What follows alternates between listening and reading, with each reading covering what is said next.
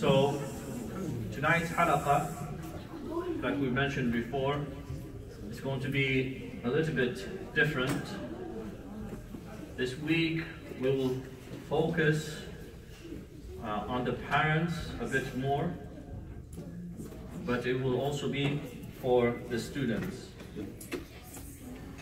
So the topic tonight is about Luqman al-Hakim, as he is known by the scholars.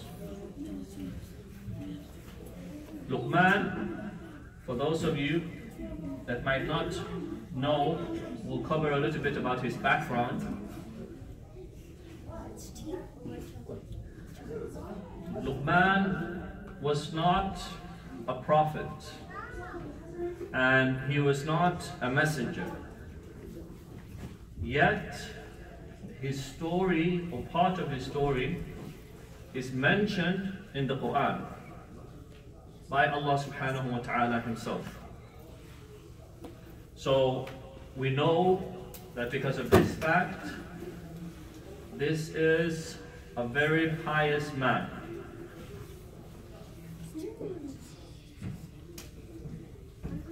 Some scholars say that Luqman alayhi or rahimahullah or radiyallahu anhu, as some scholars say, was born during the time of Dawood alayhi salam.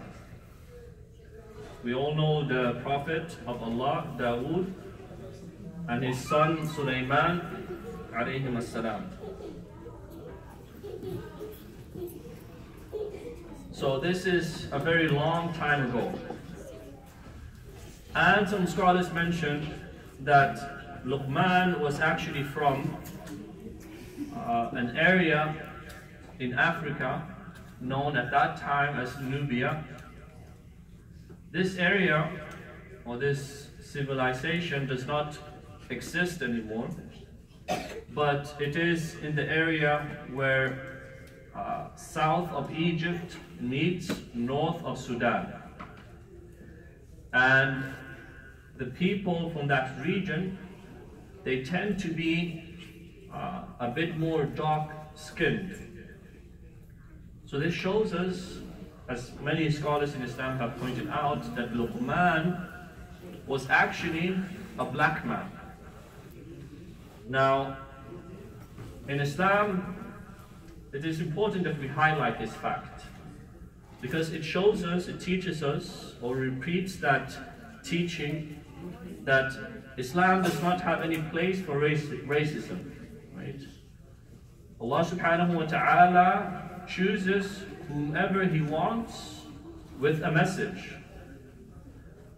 and Allah Azza wa Jal blesses whomever He wants with wisdom. Some of the scholars in Islam, they say Luqman was a slave, or at least to begin with, he was a slave.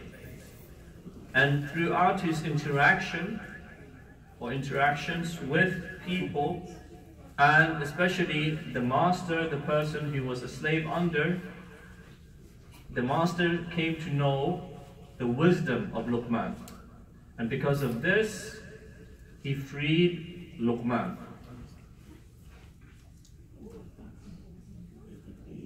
Now in the Quran we know the story of Luqman and his child, his son. But there are many other narrations about Luqman and his interactions. One that is mentioned in some books of history is the story of Luqman and the sheep. And this highlights the wisdom that Luqman had, that he was blessed by Allah with. So the story goes that whilst Luqman was a slave, he was ordered by his master one day to slaughter a sheep. And the master said, after you've slaughtered the sheep, make sure to bring the best part of the sheep. So Luqman did as he was told. He slaughtered the sheep and he brought back the heart and the tongue of the sheep. After a while, after a few days, the master again asked him, said, "O Luqman, slaughter another sheep and bring me this time the worst part of the animal." And Luqman, he did the same thing, slaughtering the sheep, and he brought back the same parts, the heart and the tongue. And the man was shocked. He said, "Both times you bring the same parts. What are you trying to say?" And Luqman shared his wisdom. And he said, these two parts, depending on how they're used, can either be the best parts of any animal, including human beings, or they can be the worst parts. So this shows us the importance of having a good heart in Islam, and not only a good heart, but good tongue. Have you ever heard the expression, people, they say, "I have a good heart," even though they might do bad things? You might see a person that is drinking when they shouldn't be drinking. You see a person smoking when they shouldn't be smoking. And when you tell them, "Don't do that, that's not good. Islam doesn't teach this," they say, "I have a good heart." But in Islam, we're taught that the two go hand in hand. If a person's heart is good, then his actions, his speech, everything else will be good as well.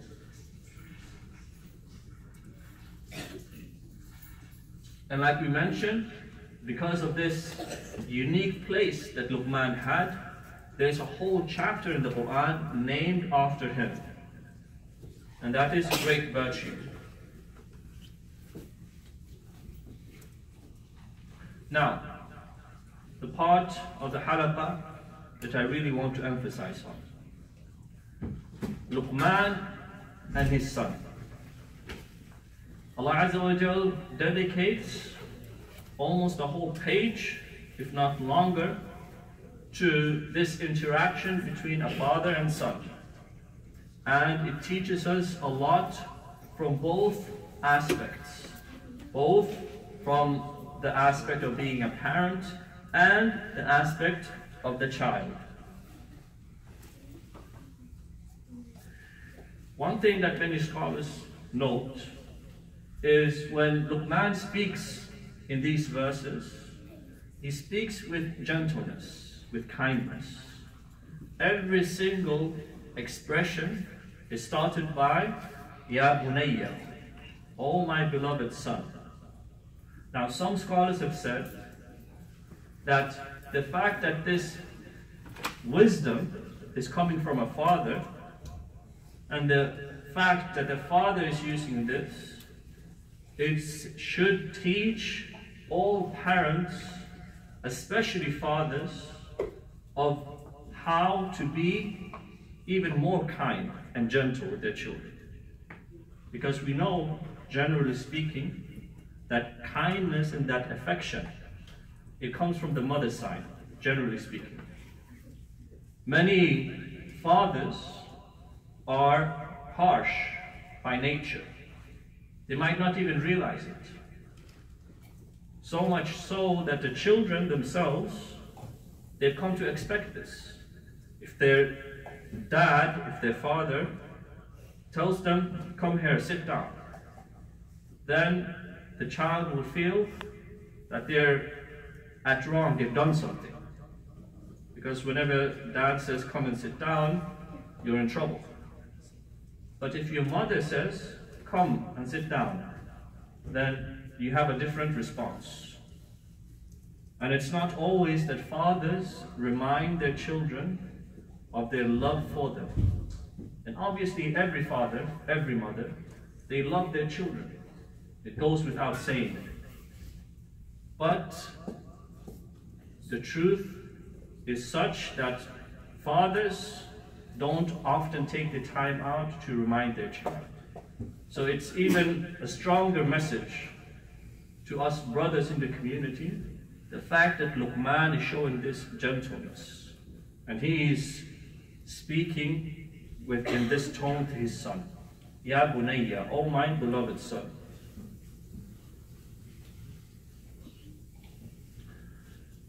If you read this part of the surah, you will come to notice that the very first thing that Luqman touches on, the very first thing, before he says anything else, he says, Ya bunayya la tushrik billah.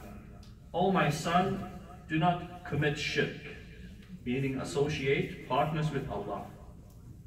Now, from the children here, who can tell me why Luqman didn't mention anything else? Why did he mention shirk and tawheed, the importance of it?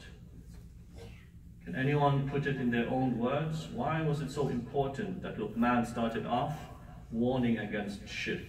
What is the benefit? Yes? He doesn't want his son to turn to shirk and give into it. Yes, mashallah. Jazakallah khairah. Very good. Any other answers from the sister side? Why is shirk so bad? Why is tawheed so good and important? Anna?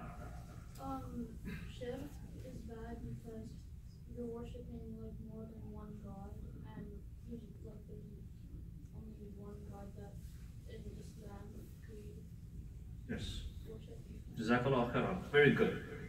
So we've all understood the basic concept that if a person falls into shirk, Allah Azza wa Jal has told us that He forgives all other sins, but Allah Azza wa Jal does not forgive shirk. So if a person dies upon that shirk, then his end will not be good. His end will not be good. So this is the most important thing for the success of this world and the hereafter. Before getting a good job, before marrying someone you love, before all those things, it is tawheed and staying away from shirk.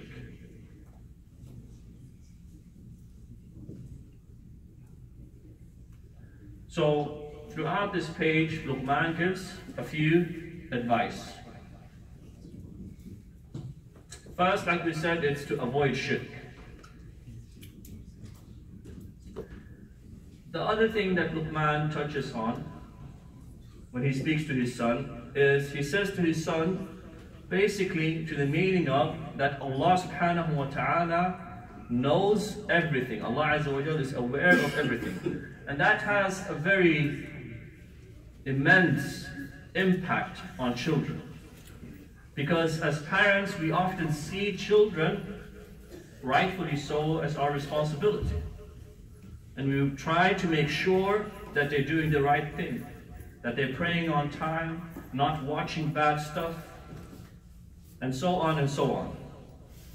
But if you teach the way that Luqman is doing, that the fear of consequence does not lie with the parent themselves, but it lies with Allah subhanahu wa ta'ala, then that has a bigger effect. If you make the child realize that the reason why they should behave in a certain way, then even if the parent isn't there, the child will continue, because he knows Allah subhanahu wa ta'ala is there. So he puts it in a very beautiful way. He says, Ya bunayya, إنها إن تكن مثقال حبة من خردل فتكون في صخرة في السماوات أو في الأرض يأتي بها الله إن الله لطيف خبير. And the translation of which is, and Luqman said, O my son, indeed if wrong, something bad, should be the weight of a mustard seed, and should be within a rock or anywhere, in the heavens or in the earth, Allah will bring it forth. Indeed, Allah is subtle and acquainted. Notice how Allah Azza wa Jalla says mustard seed, a very small thing. Do you guys know what a mustard seed is? Yes. Who here has seen a mustard seed? Raise your hand. Okay, if you haven't seen a mustard seed, I'll show you. This is a mustard seed. It's quite a lot of them. You guys see how tiny they are?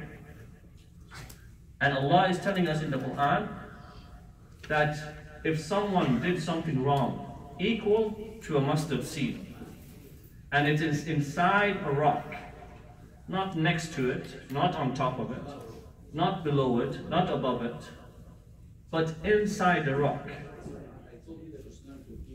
Allah Azza wa Jal, with precision, He will make that known.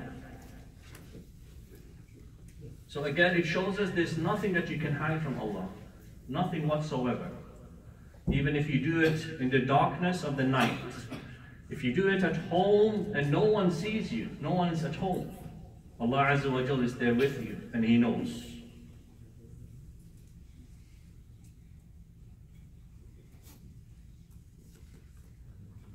And finally, to conclude tonight's halaqah, Luqman focuses on a few items here. The most important he mentions first. He says, Ya bunayya aqim as-salah. O my beloved son, establish the salah. He does not say pray. He says establish the salah. Meaning live the salah. Make sure no salah escapes you. Do not pray late. Pray on time. Pray with your heart and mind focused. And he says, وَأْمُرْ بِالْمَعْرُوفِ وَانْهَ عَنِ الْمُنْكَرِ. Enjoin the good. Spread the good. Tell others to do good. وَانْهَ عَنِ الْمُنْكَرِ. And stop the evil. And then he says, وَاصْبِرْ عَلَى مَا أَصَابَكَ. And have patience with whatever befalls you. You guys see this? This banner here? This banner shows us practical steps for each Muslim to follow. First, it says knowledge. That you as a Muslim, you need to know about Allah. And Luqman is teaching his son about who Allah is and how capable Allah is. And then he calls his son to action. What action? The most important of all actions? Prayer, right? Prayer. And he says, وَأْمُرْ بِالْمَعْرُوفِ وَانْهَ عَنِ الْمُنْكَرِ. And call towards it. Prayer in all good aspects. And then he says, he ends it by saying, وَاصْبِرْ عَلَى مَا أَصَابَكَ. And be patient. Because as soon as a person stands up for the truth, people, they like the truth, as long as it's not against them. It's a very wise saying. People, they love the truth, as long as it's not against them. Well, as soon as you start pointing fingers, and you say, you made a mistake, you did this, very few people will have a positive reaction. So he's preparing his son, and teaching us all a valuable lesson. That we all have to have patience. And the ones that had the greatest patience, without doubt, were the prophets, ﷺ. Once they stood up for what was right, their whole tribe, their whole people turned against them. So, in summary, this is the whole religion. You can't practice before knowing what to practice. And you can't call to people towards something that you don't practice, because then you become what? You become a hypocrite. Munafiq. You call people to the things that you don't do yourself. And after calling and practicing and having the knowledge, you have to be patient. And that patience is not just what afflicts you, but is patience to continue what you're doing. Praying 5 times a day on Monday, it might be easy. Praying 5 times a day throughout the entire week, that needs patience. So this is a reminder to all of us. And this is not the end of the advice of Luqman alayhi salam or radiallahu anhu, but it is where we'll stop for today, and inshallah next week we will continue the advice that he gave. And please pass this message to others to benefit. وجزاكم الله خيرا وبارك الله فيكم. السلام عليكم ورحمة الله وبركاته.